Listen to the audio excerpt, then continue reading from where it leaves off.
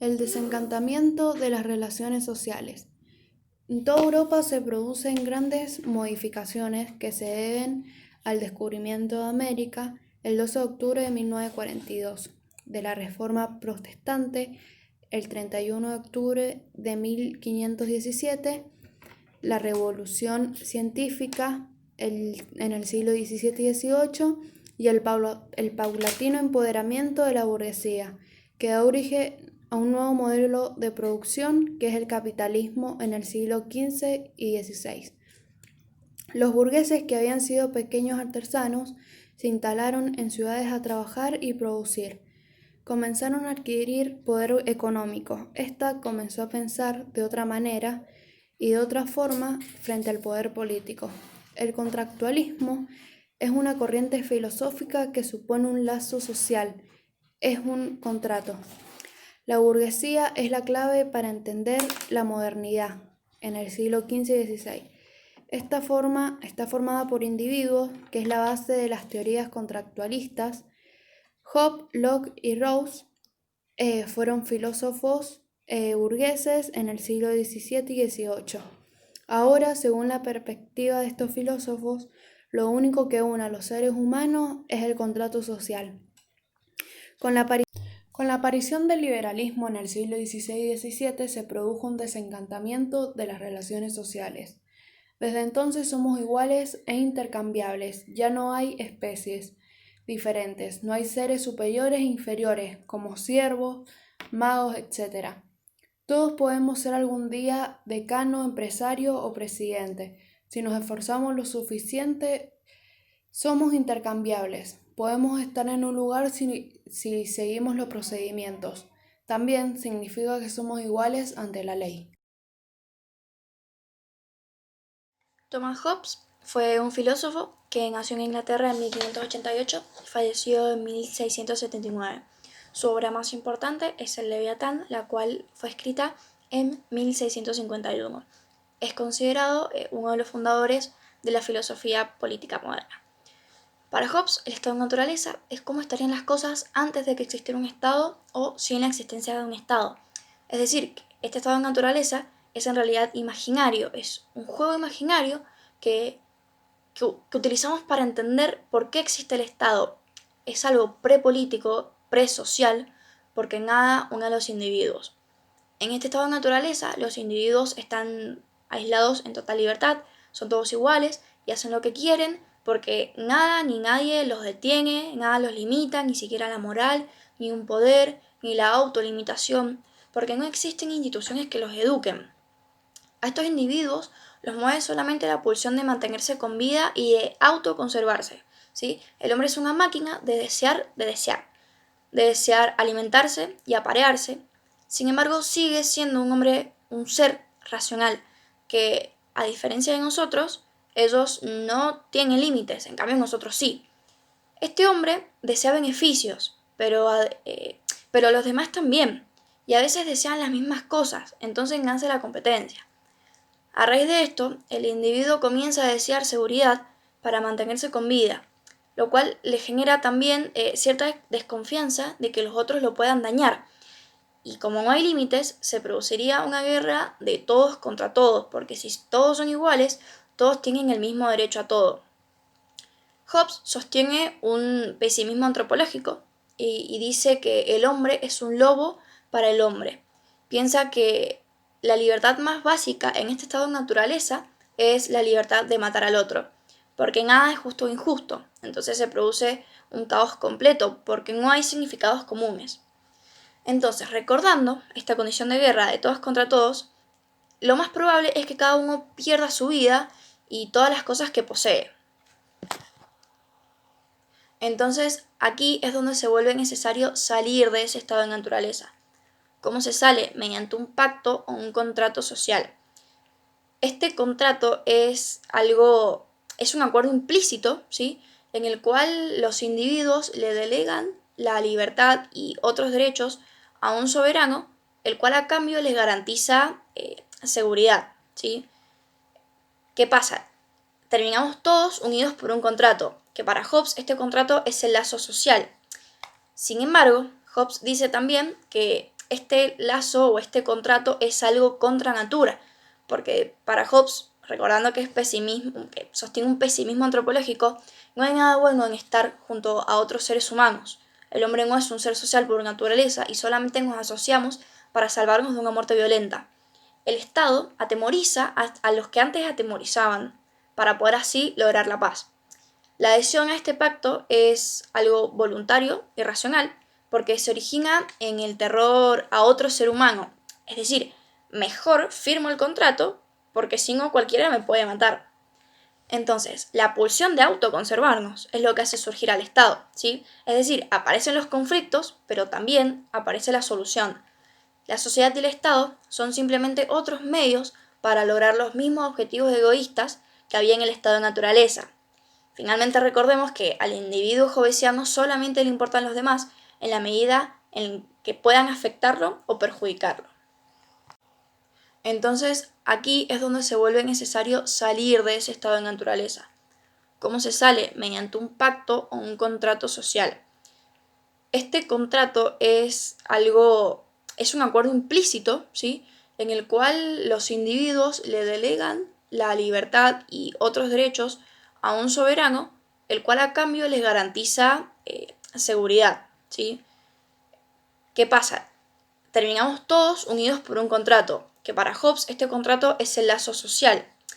Sin embargo, Hobbes dice también que este lazo o este contrato es algo contra natura, porque para Hobbes, recordando que es pesimismo, que sostiene un pesimismo antropológico, no hay nada bueno en estar junto a otros seres humanos. El hombre no es un ser social por naturaleza y solamente nos asociamos para salvarnos de una muerte violenta.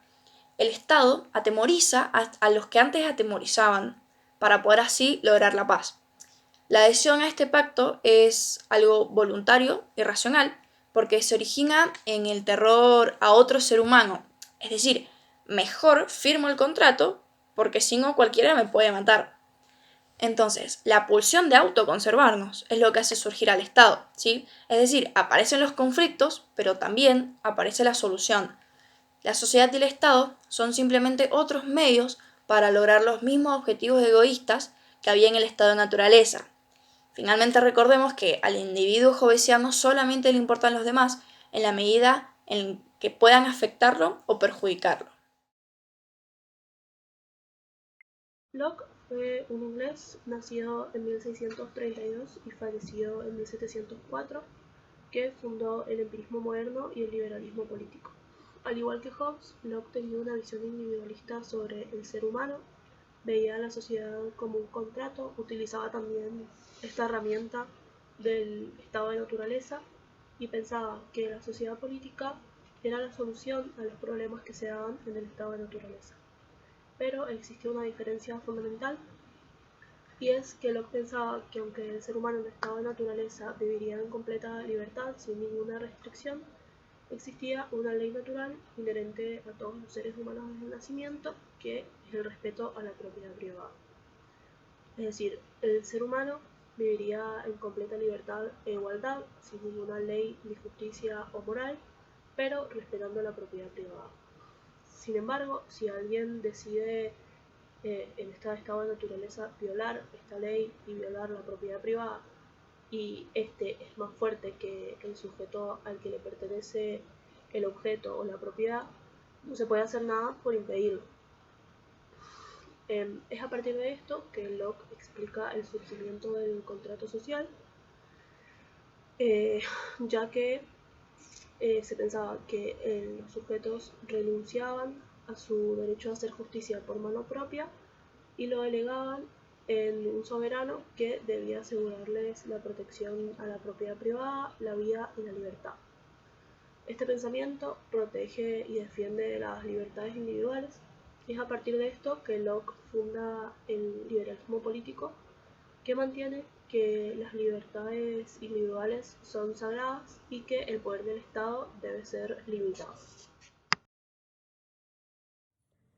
Rousseau es un filósofo nacido en Ginebra y que vivió en Francia en los años post-iluministas, es decir, después de la primera mitad del siglo XVIII. Rousseau va a desconfiar de estas ideas del siglo de las luces, es decir, estas ideas que suponían bienestar, progreso, iluminismo. Bueno, él va a desconfiar de estas ideas porque va a creer que a partir de ellas surgieron sociedades burguesas, surgieron sociedades modernas que hicieron que los humanos se convirtieran en más retorcidos, más egoístas, con más vicios y individualistas. Lo que primero debemos explicar y mencionar es la importancia de la concepción que tenía Rousseau acerca de los individuos. Es decir, él los concebía como una esencia de la naturaleza, los concebía como buenos salvajes. ¿Por qué? Porque justamente estos humanos iban a ser más simples, más generosos, más transparentes, iban a ser libres, iban a ser iguales, pero iban a tener sentimientos. Esta definición de individuo se diferencia mucho a la de Hobbes o Locke, quienes, pensaban otras cosas acerca de los individuos. Pero él, Rousseau, se imaginaba a un individuo totalmente simple y generoso, en un estado de naturaleza que iba a ser también en perfecto equilibrio, un estado de naturaleza que él imaginaba que iba a tener humanos simples, humanos reales, humanos verdaderos y biopsicológicos, es decir, que aún no estaban atravesados por las cuestiones sociales que se iban a generar luego y que se iban a originar luego de la creación de las sociedades. Entonces, él creía que este equilibrio que se daba en los estados de naturaleza iban a ser un equilibrio entre las necesidades y los medios y los seres humanos y sus recursos. El contrato social, entonces, va a aparecer como esta invención de la propiedad privada, nos dice, y donde esta invención de la propiedad privada trae de la mano sometimiento, violencia, egoísmo, dominación. Entonces, las cualidades sociales justamente que desarrollan estas nuevas sociedades modernas y estas cualidades sociales que se van a dar por necesidades insatisfechas, nos dice Rousseau, es lo que va a generar el surgimiento y agrupación de los humanos en sociedades. Que estas sociedades son las mismas que van a traer desigualdades e injusticias. Es decir, él no creía que antes los humanos eran egoístas, eran individualistas, sino que con el surgimiento de la propiedad privada van a surgir los estados y van a surgir esta idea de contrato social. El Estado aparece entonces como esta forma de proteger a la propiedad privada a través de leyes, de la creación de una constitución, de los estados civil. Entonces, este perfecto equilibrio que pensaba el autor, donde había paz, soledad, va a ser corrompido cuando se altera y los humanos deciden organizarse, los humanos, en sociedades. Estas sociedades van a generar un lazo social asimétrico, nos dice Rousseau. Entonces, él piensa e imagina como un Estado que podría asociar y conciliar esta libertad con la asociación y la autoridad con la voluntad general. Entonces acá también hacemos referencia a este concepto que habla el autor de voluntad general. Esta característica que tenían los humanos, más allá de sus libertades individuales, más allá de su concepción como individuo, esta voluntad general iba a tener un carácter universal donde el individuo se va a someter a este contrato social con el Estado, donde se va a someter a estas leyes, porque va a pensar en el bien común. Entonces, esta voluntad general, que es universal para todos, es justamente cuando es donde se da en este sometimiento a este contrato social. Es decir, y todas las sociedades y todos los individuos van a atravesar este sometimiento gracias a la voluntad general.